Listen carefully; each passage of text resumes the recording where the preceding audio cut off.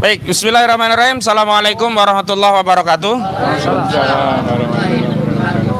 Terima kasih kepada rekan-rekan media yang sudah memenuhi undangan kami, dan mohon maaf memang hari ini kami perlu memberikan klarifikasi sehubungan dengan pemeriksaan 3 ahli yang sudah dipanggil oleh penyidik dari Polda Metro Jaya sehubungan dengan adanya permohonan dari kami tim advokasi untuk bisa memberikan keterangan yang meringankan bagi tersangka dalam kasus ijazah palsu Saudara Joko Widodo.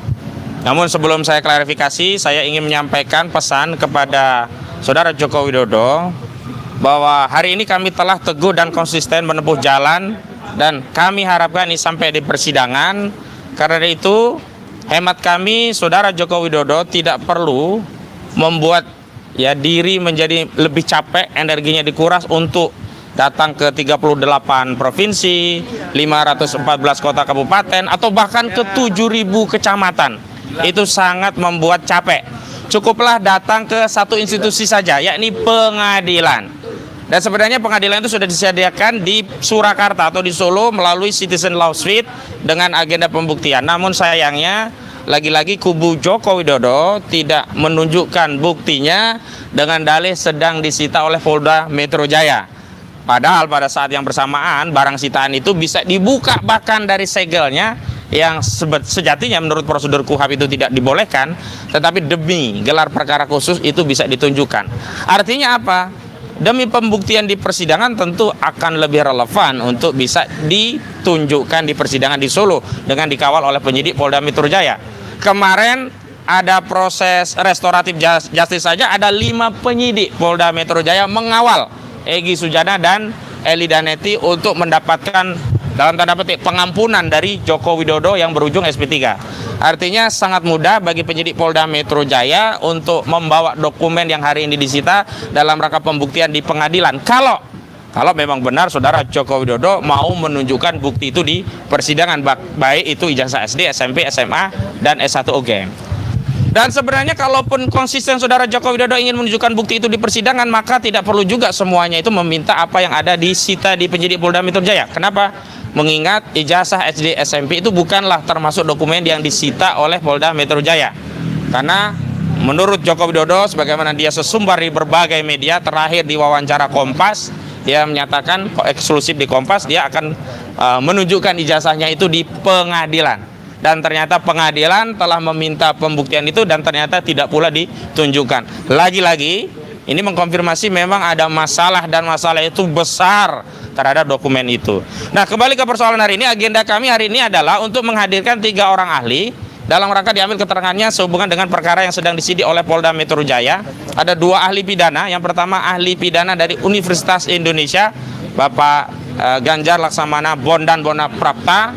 Namun beliau belum bisa hadir karena masih menjadwalkan dengan kampusnya. Nah, nanti akan kami komunikasikan kepada penyidik.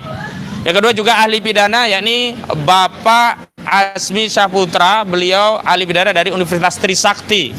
Beliau sudah berkomunikasi dengan penyidik karena hari ini juga belum bisa hadir. Akan tetapi surat tugas dari Universitas Trisakti juga sudah dikirimkan kepada kami dan nanti akan kami teruskan kepada penyidik. Dan yang ketiga adalah ahli bahasa spesifikasi linguistik forensik dari Universitas Pendidikan Indonesia, tepatnya dari Fakultas Pasca Sarjana Universitas Pendidikan Indonesia Bandung. Beliau sudah ada di samping kanan saya, Profesor Aceng Ruhendi Saifullah, ahli linguistik forensik. Nah, kenapa ahli-ahli ini kami sampaikan? Karena ada beberapa, meminjam istilah Prof. Aceng, tuturan atau bahasa yang saya sering gunakan adalah ujaran dari rekan-rekan kita yang pejuang ini yang dikualifikasi sebagai sebuah delik, dikualifikasi sebagai sebuah kejahatan. Namun menurut kami itu bukanlah kejahatan. Nah, nanti akan dikuatkan oleh keterangan ahli dari sisi linguistik forensik. Ada 3 peristiwa yang paling penting yang perlu diberikan tafsiran secara bahasa, lebih spesifik tafsiran secara linguistik forensik, yakni berupa ujaran atau tuturan-tuturan dari Bu Kurnia Triroyani, ya, dari Bang Rizal Fadila, dari Bang Rustam Effendi, sebenarnya sebelumnya juga dari Damai Hari Lubis, ya, saat berkunjung ke Solo pada tanggal 15 April 2025 yang lalu. Karena 16 ya. Karena yang 15 April itu ke UGM. Dan yang kedua ada tuturan-tuturan yang disampaikan juga oleh Dr. Tifak, Dr. Rismon, dan juga Pak Roy di UGM di tanggal 15 April 2025 yang lalu. Apa kualifikasi tuturan atau ujaran yang mereka sampaikan dalam konteks perjalanan ke Jogja dan ke Solo di 15 sampai 16 April 2025 yang lalu? Spesifikasi tuturan ujaran mereka adalah menanyakan ihwal keaslian ijazah atau dokumen ijazah yang dimiliki oleh saudara Joko Widodo, baik melalui otoritas yang menerbitkan ijazah itu, yakni UGM Universitas Gadjah Mada, termasuk mendatangi langsung kediaman Joko Widodo di Desa Sumber, Surakarta. Nah, saat itulah ketika pejuang kita menanyakan tentang keabsahan ijazah itu, saudara Joko Widodo menjawab dengan dua kalimat yang paling jelas kita sering mendengar itu. Jadi pertama, apa kewenangan saudara meminta ijazah untuk ditunjukkan? Kedua, apa kewajiban atau tidak ada kewajiban bagi saya untuk menunjukkan ijazah yang saya miliki? Nah, apakah pertanyaan-pertanyaan seputar ijazah ini kemudian bisa dikualifikasikan sebagai sebuah fitnah, pencemaran, dan atau penghasutan yang dianggap sebagai sebuah kejahatan? Nah, setelah peristiwa itu memang terjadi upaya untuk melakukan verifikasi secara ilmiah yang dilakukan oleh Roy Suryo, Rismon Sianifar, dan Tifauzia Tiasuma dengan melakukan penelitian. Objek yang diteliti setidaknya 2 atau 3. Yang satu adalah primary evidence, yang dua adalah memang dokumen sekunder. Primary evidence-nya adalah apa? Yakni bukti berupa skripsi yang dimiliki Jokowi yang itu diperlihatkan secara langsung oleh Sivitas Akademika UGM kepada Pak Roy, Pak Rismon, dan Dr. Tifa saat ada kunjungan ke Yogyakarta 15 April yang lalu. Nah, itu yang kemudian diteliti. Salah satunya itu dengan asumsi bahwa tidak mungkin ada ayam yang menetas sehat yang keluar dari telur busuk. Kita analogikan bahwa skripsi itu anggap saja telur, sementara ijazah itu adalah ayamnya. Jadi tidak mungkin orang punya ijazah yang sahih kalau skripsinya bermasalah, begitu ya. Nah, yang dua dokumen yang sekunder yang terlepas bahwa itu bukan dokumen Jokowi tapi tetap saja sah untuk dijadikan objek sebagai sumber penelitian, yakni apa? Yang pertama adalah dokumen yang disebut asli oleh Dian Sandi kader PSI. Dokumen asli yang katanya milik Joko Widodo ini diupload oleh Dian Sandi juga di bulan April setelah peristiwa Yogyakarta dan Solo. Yang kedua apa? Jauh lebih dulu, yakni Dekan Fakultas Kehutanan UGM, yakni Saudara Sigit Sunarta, justru telah menunjukkan dokumen kopian, bahkan di belakang ada layar juga yang menunjukkan itu, yang itu juga dijadikan objek penelitian baik oleh Rismon Sianipar dengan pendekatan digital forensik dan termasuk oleh Roy Suryo dengan pendekatan error level analyze, begitu. Nah, kemudian mereka ini setelah melakukan penelitian mengambil kesimpulan. Ya, ini kesimpulannya ijazah yang diteliti itu adalah palsu. Baik dengan menggunakan redaksi metafora, kalau Roy Suryo menggunakan ungkapan 99,9% palsu. Sementara Rismon Sianipar Hasiolan menyebut 11.000 triliun % palsu. Nah, inilah yang kemudian menjadi bala awal musibah bencana yang menyebabkan saudara Joko Widodo akhirnya marah. Dan pada 30 April 2025 yang lalu, nyaris setahun yang lalu, jadi kurang 3 atau 4 bulan lagi, ini setahun nih kasus ini, mungkin mau dipertahankan sampai beranak pinak ini. Kita tidak tahu apakah sampai 2029 itu. Nah, itu dijadikan laporan polisi, dan di antara laporan polisinya pertama deliknya adalah 310.311 KUHP tentang fitnah dan pencemaran, yang kemudian di undang-undang yang baru, Undang-Undang Nomor 1 Tahun 2023 yang ditetapkan per 2 Januari 2026 menjadi pasal 433 dan 434 KUHP. Kemudian ada juga pasal 32 dan 35 Undang-Undang ITE, itu yang dilaporkan Joko Widodo. Juga ada 27A Undang-Undang ITE. Sementara pada persamaan ada 4 pelaporan yang lain, tapi yang satu dicabut, tinggal 3 laporan, yakni atas nama Lecumanan, Andi Kurniawan, dan Maret Samuel Sweken. Mereka melaporkan 2 pasal, ini pasal 160 KUHP dan pasal 28 ayat 2 Undang-Undang ITE, yang kemudian dikonversi di Undang-Undang baru juga ini menjadi rendah, ancaman sanksinya semuanya menjadi di bawah 5 tahun. Jadi itu nanti yang akan dijelaskan, termasuk juga akan menjawab pertanyaan-pertanyaan yang nanti akan ditanyakan oleh penyidik. Namun nanti akan ada statement dari yang lain. Sebelum masuk ke statement lainnya, kami persilahkan Prof. Aceh untuk memberikan tanggapan sebelum pemeriksaan. Nanti Bang Samsir memberikan pernyataan, nah langsung bisa masuk. Sisanya tetap melanjutkan pernyataan dulu, karena masih banyak yang lainnya. Jadi dari Prof. Aceh dulu. Silakan Prof. Aceh. Saya pegangin ya. Assalamualaikum warahmatullahi wabarakatuh. Waalaikumsalam. Alhamdulillah hari ini saya hadir di Polda Jaya ini memenuhi undangan penyidik ya dalam konteks kasus kaitannya dengan beberapa pihak yang dipersoalkan ya tindak tuturnya, aspek kebahasanya yang berdampak hukum. Jadi saya dalam kapasitas sebagai ahli linguistik forensik yang akan memenuhi berbagai pertanyaan dari para penyidik sesuai dengan tuntutan yang memang sudah dimunculkan ke permukaan yang berkaitan dengan pencemaran nama baik, penghinaan, ya, penghasutan, dan juga pengubahan atau rekayasa dokumen elektronik. Semuanya itu berkaitan dalam satu segi dengan teori-teori yang berkaitan dengan linguistik forensik, yakni analisis kebahasaan yang berdampak hukum. Gitu ya. Saya melihatnya dari sisi akademik, ya. Tidak dalam kapasitas untuk menguji objek material yang namanya ijazah. Tidak dalam konteks itu menunjukkan asli atau palsunya, tapi justru dampak dari dokumen administratif itulah yang menimbulkan munculnya persoalan hukum ini, yaitu yang berkaitan dengan penggunaan bahasa yang diduga mengandung unsur-unsur penghinaan, mengandung unsur-unsur pencemaran nama baik, mengandung unsur-unsur penghasutan, dan juga berkaitan dengan rekayasa dokumen. Saya kira itu yang bisa saya sampaikan sebelum saya mengikuti proses penyidikan hari ini. Baik, selanjutnya Bang Gafur selaku pendamping silakan. Sebelum masuk pendamping silakan. Terima kasih Bang Aga. Assalamualaikum warahmatullahi wabarakatuh. Jadi rekan-rekan media, di ini kami melaksanakan atau kami memenuhi undangan Polda Metro Jaya untuk pemeriksaan ahli ya. Dan pemeriksaan ahli ini adalah bagian dari implementasi hak para pejuang yang saat ini secara hukum statusnya adalah tersangka. Nah, hak para tersangka diatur dalam pasal 142 KUHP, yaitu boleh menghadirkan ahli, kemudian boleh menghadirkan saksi. Karena ahli yang kami hadirkan ini tentu akan memberikan perimbangan terhadap kekuatan alat bukti yang dimiliki oleh penyidik Polda Metro Jaya.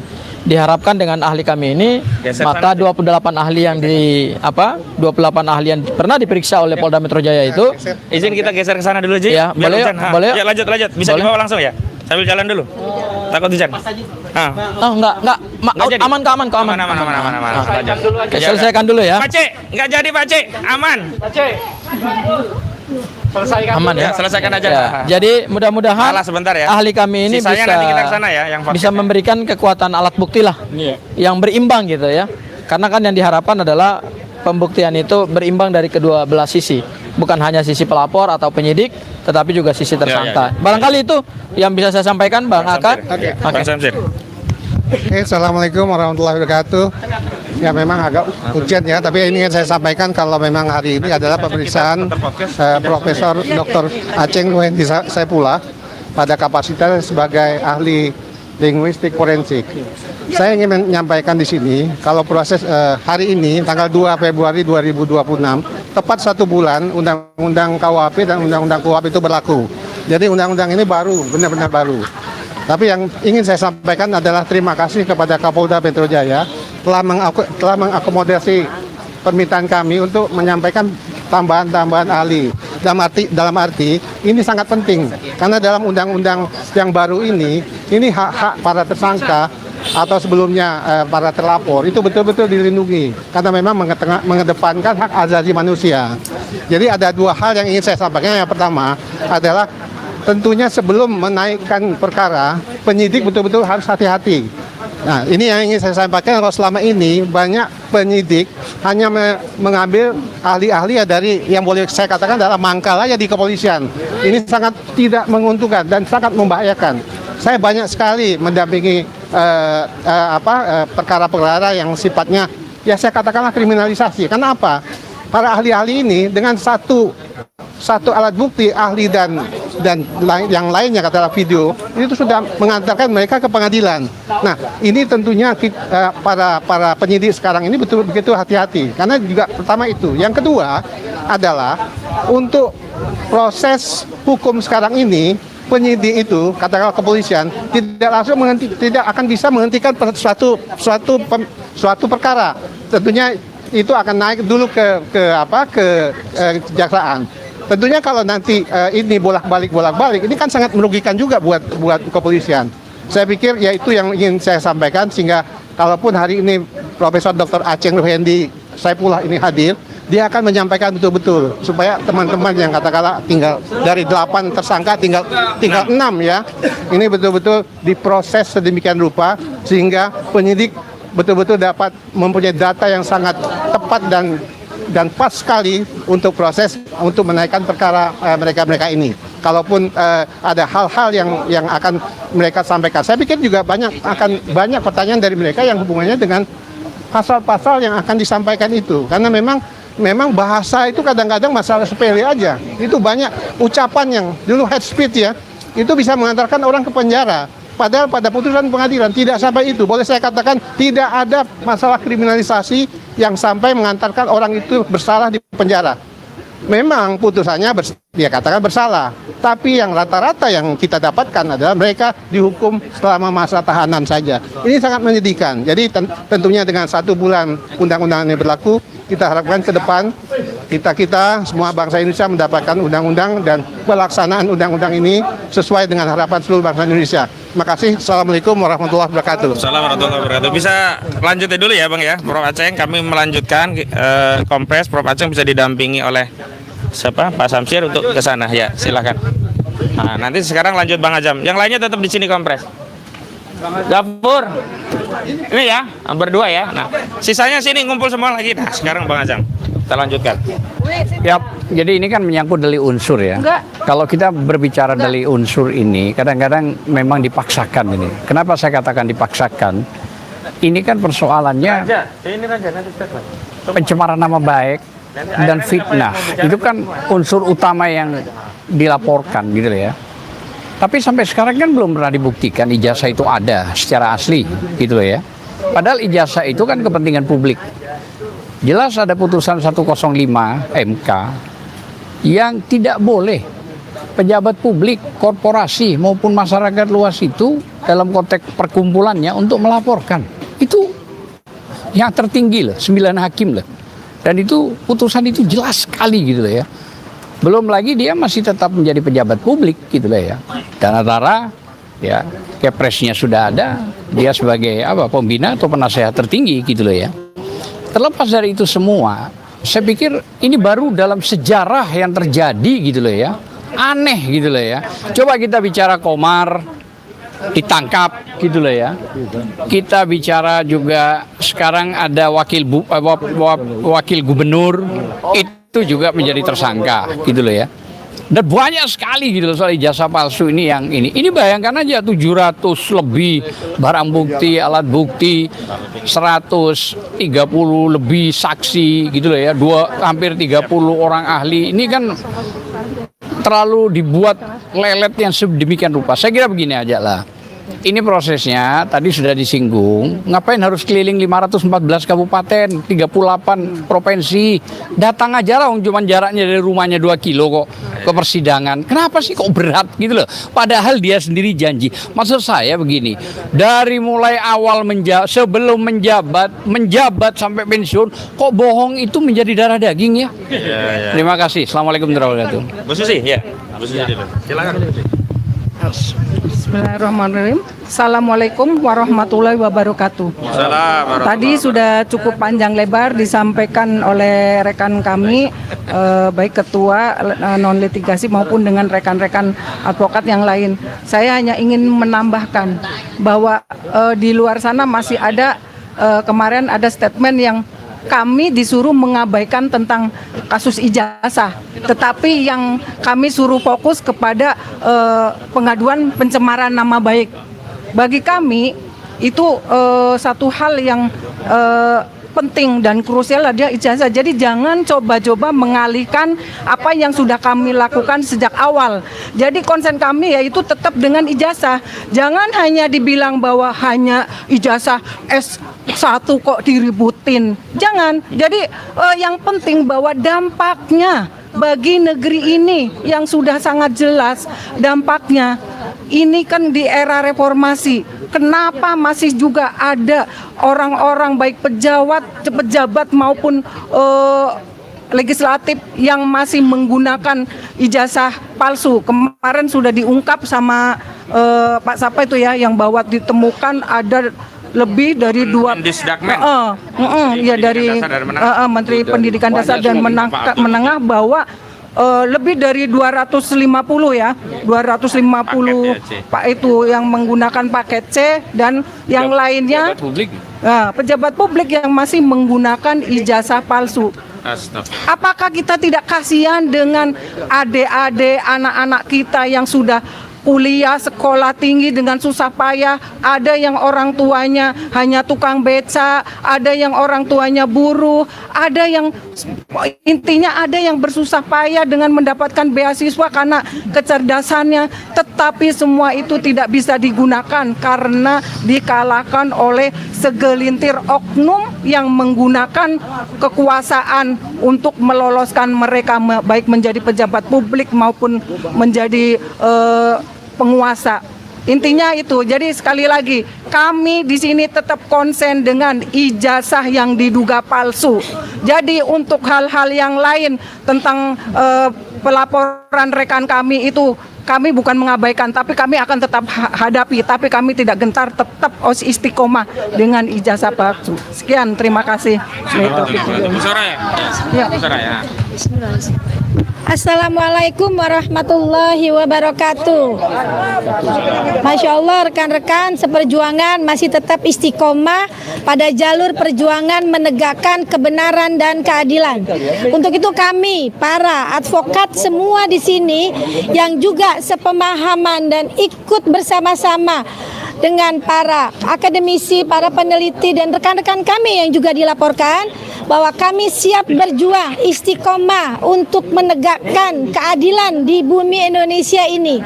Dan yang pasti adalah apapun yang namanya ijazah yang diduga palsu oleh aparatur negara, kita harus dan wajib ikut serta untuk memperjelas bahwa apa yang mereka lakukan itu adalah sebuah kebohongan dan kita harus tuntut mereka ke meja persidangan. Oleh karena itu kita lawan terus hal-hal yang berkaitan dengan ijazah palsu tersebut. Terima kasih rekan-rekan, wabil khusus teman-teman. Ya, makasih Pak Soraya. Oke. Geser ke tengah biar kelihatan. Ya. Ini soal apa nih yang saya harus komentarin? Perkembangan laporan. Oh, perkembangan laporan. Enggak, pertama saya mau mengucapkan kekecewaan saya yang mendalam kepada Bang Egy Sujana ya. Kenapa saya kecewa sangat mendalam kepada Bang Egy Sujana? Karena minggu lalu ada kabar bahwa beliau datang ke Polda Metro Jaya untuk melaporkan kawan kita yang di belakang saya tadi, Bang Ahmad Kozinuddin dan Pak Roy Suryo. Saya. Nah, ini dia. Bang Ahmad Kozinuddin dan Pak Roy Suryo. Oh, enggak dilaporin kan? Enggak apa-apa kalau gitu. Masih aman kita berdua. Nah, dan kekecewaan yang kedua adalah waktu itu ada sebuah rumor bahwa Bang Egy tidak jadi pulang ke Malaysia karena akan menjadi saksi di sidang CLS Solo.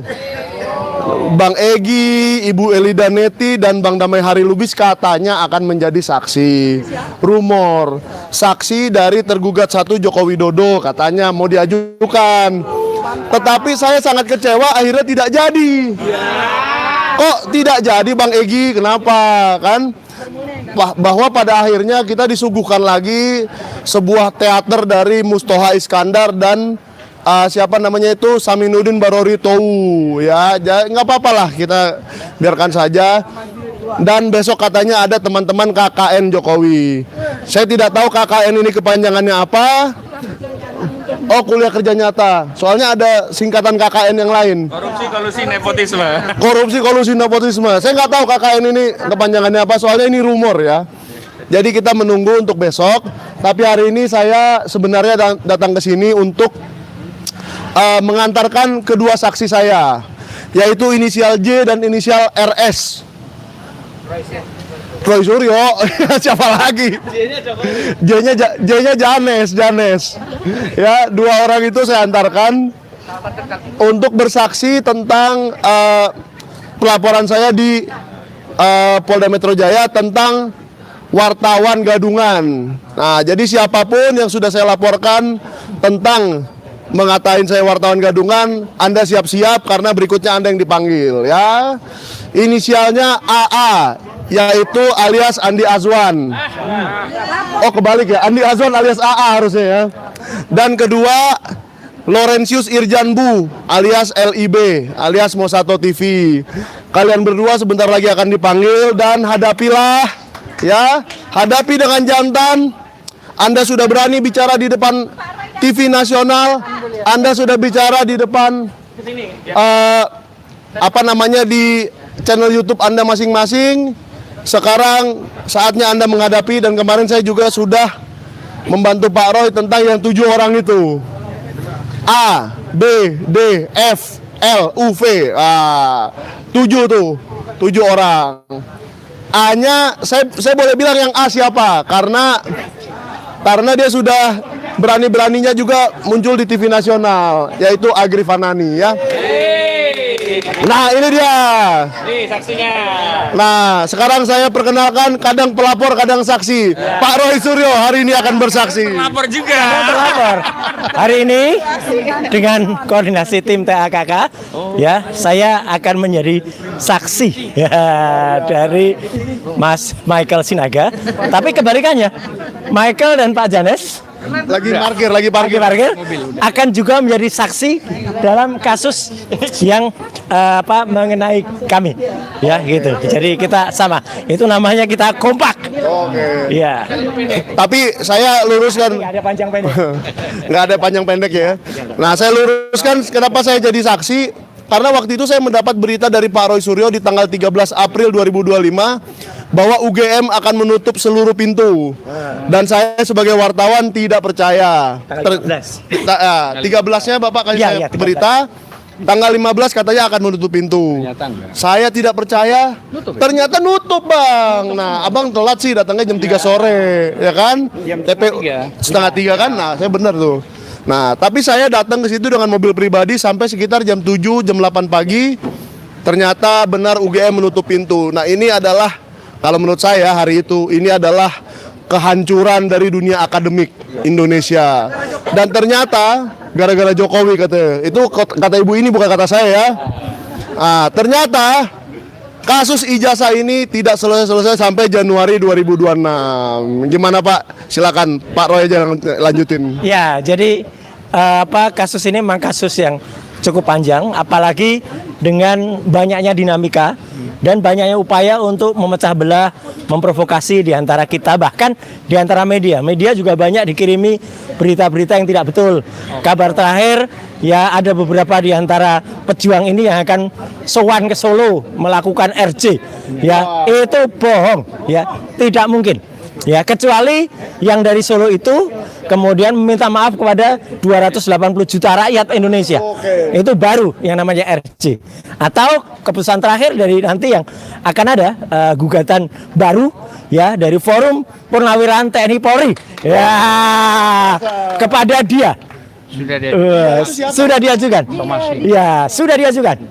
Ya, dia itu adalah troublemaker atau orang yang menjadi pokok persoalan dari ini semua. Nah, itu si dia. Ya, jadi itu bocoran terakhir yang ada, dan menurut Pak Azam tadi sudah disomasi, sudah diajukan. Luar biasa. Iya, dari Forum Purnawirawan TNI Polri. Jadi ada kado Valentine buat si dia. Bukan Polri, Forum Purnawirawan TNI. Forum Purnawirawan TNI akan memberikan surat Valentine buat si dia. Prinsipalnya semua dari lebih dari 10 orang jenderal-jenderal. Gitu loh ya, luar biasa. Dan kemarin sudah kita ajukan rapat dan sudah masuk somasinya ke sini. Tinggal menunggu somasi berikutnya, nggak ada, berarti kita angkat gugatan abuse of power itu. Abuse of power. Nah ini dibocorin. Enggak apa-apa. Nggak apa-apa dibocorin Pak. Oke, ya. Jadi tunggu tanggal mainnya. Ternyata dia diadili bukan hanya di sidang CLS Solo, biar ketahuan siapa si dia itu ya. Ternyata si dia tidak hanya diadili di sidang CLS Solo atau di sidang KIP, yang hari Rabu nanti akan mengadili juga ke Mendikdasmen. Tapi akan lanjut lagi. Tapi si dia kemarin berjanji di Makassar akan datang ke semua kecamatan. Wah, 5.000 kecamatan Indonesia. Pak, ada yang viral lagi Pak. Lah ya itu gimana? Kalau yang mau memeras seluruh darahnya itu siapa Pak? Wah, itu namanya. Emangnya dia peternak sapi? Vampir. Oh, vampir. Ya, ya. Kalau di masakan Batak itu kadang-kadang darahnya memang diperas dulu supaya kering, Pak, ya. Nah, saya nggak tahu masakan daerah lain. Ya, oke. Ada lagi ini, apa lagi nih yang mau diucapkan nih? Oke, Bang, silakan. Tengah, Bang. Oh, Bang Rustam dulu. Sorry. Oh, silakan. Ayo, Pak. Assalamualaikum warahmatullahi wabarakatuh. Waalaikumsalam. Alhamdulillah wa ba'du. Kepada pejabat Kapolda dan juga Kapolri, hal yang begitu mudah kami rakyat kecil dari kampung sebagai tokoh agama melihat ini, kok kalian naib amat meniadakan hal-hal yang jelas. Kami mohon kepada Bapak Kapolri, wahai Bapak Sigit Listio, di mana benakmu Pak, kami rakyat dibikin seperti ini. Kemanapun kebenaran akan kami kejar Pak. Kami rakyat tidak akan takut. Karena kalian pejabat juga akan mati, kami juga rakyat akan mati. Tapi kebenaran tidak boleh tumpur oleh kejahatan. Sampai kemanapun kami akan kejar yang namanya Jokowi pembohong Pak. Dan Gibran kami tidak sudi sebagai rakyat Indonesia dipimpin oleh anak yang pelangap-pelongo. Demi Allah, wallahi dunia akhirat saya tidak akan ridho. Sebagai rakyat biasa, saya lagi-lagi katakan tidak ridho dunia akhirat. Kalau dia tidak berbohong, masalah ijazah tidak masalah Pak. Tapi lagi-lagi berbohong. Karena panutan kami yang mulia Umar Ibn Khattab, Nabi Muhammad SAW tidak pakai ijazah. Jujur aja yang ada. Jujur dan berbohong. Bukan S1 ngaku S1, tidak SMA ngaku SMA. Itu namanya kalian perlu aku injak. Pengkhianat bangsa yang perlu rakyat kejar sampai kemanapun. Dan aku sebagai orang tua tidak akan pernah mundur oleh kalian yang jahat-jahat ini. Itu saja dari kami. Tolong betulkan sekali lagi Pak. Bila tapi kali dewa minkum. Wassalamualaikum warahmatullahi wabarakatuh. Mantap.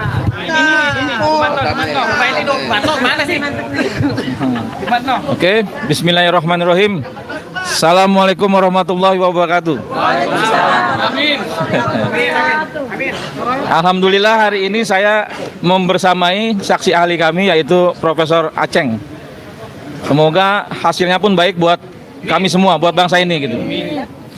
Saya sedikit mau menanggapi, saya tonton podcastnya Bang Egy Sujana, bahwasanya dia menyatakan seolah-olah tanpa hadirnya ke Jokowi kita sulit untuk bebas. Mohon maaf, Bes Bang Egy Sujana, saya dan 2 orang lagi, Kang Rizal Fadilah dan Ibu Kurnia, insya Allah tanpa ke tempat Jokowi kita akan bebas. Kita akan memenangi pertarungan ini. Karena apa? Karena apa yang dulu Bang Egy katakan kepada saya, katakan kepada kami, bahwasanya ijazah Jokowi itu tidak usah diduga lagi. Memang dia mengatakan kalau itu udah palsu. Artinya Bang Egy mengajarkan kepada kami untuk menyatakan itu palsu. Sehingga hari ini kami ada di Polda ini sebagai tersangka. Jadi saya hanya mengingatkan Bang Egy, kami jadi tersangka ini gara-gara Bang Egy juga gitu loh. Jadi tolong jangan lepas tanggung jawab. Kalau Bang Egy mau RG silakan, tolong jangan komentari kami. Karena kami siap bertarung sampai titik darah penghabisan. Bang Egy, saya tanggapi laporan Bang Egy terhadap kawan-kawan saya, Mas Roy dan Aka, Ustadz Kozinudin. Semoga saya meminta kepada Bang Egy semoga mencabut laporannya. Karena apa? Karena hari ini kami sedang berjuang untuk melawan Jokowi. Jadi jangan pecahkan konsentrasi kami untuk berhadapan dengan Bang Egy. Saya pribadi nggak mau berhadapan dengan Bang Egy. Karena apa? Biar bagaimana juga, Bang Egy adalah rekan seperjuangan kami dulu. Hari ini semoga masih tetap seperti yang dulu. Walaupun agak-agak belok-belok, tapi saya berharap Bang Egy masih tetap berjuang seperti yang dulu. Caranya apa? Bang Egy udah dapat SP3, udah dapat pengampunan. Caranya melawan Jokowi lagi. Laporkan lagi Jokowi, kan banyak kasus-kasusnya. Nah, dengan melaporkan Jokowi dengan kasus-kasus yang lain, mudah-mudahan rakyat melihat Bang Egy benar-benar pada hari itu tidak meminta maaf kepada Jokowi. Karena yang kami dengar pernyataan kalau Bang Egy tidak pernah meminta maaf kepada Jokowi, walaupun Termul bilang Bang Egy minta maaf, makanya Bang Egy harus membuktikan dengan melaporkan lagi Jokowi dengan kasus-kasus yang lain, sehingga pertarungan ini lebih tajam lagi terhadap Jokowi. Kira-kira seperti itu. Wabillahi taufiq wal hidayah. Wassalamualaikum warahmatullahi wabarakatuh.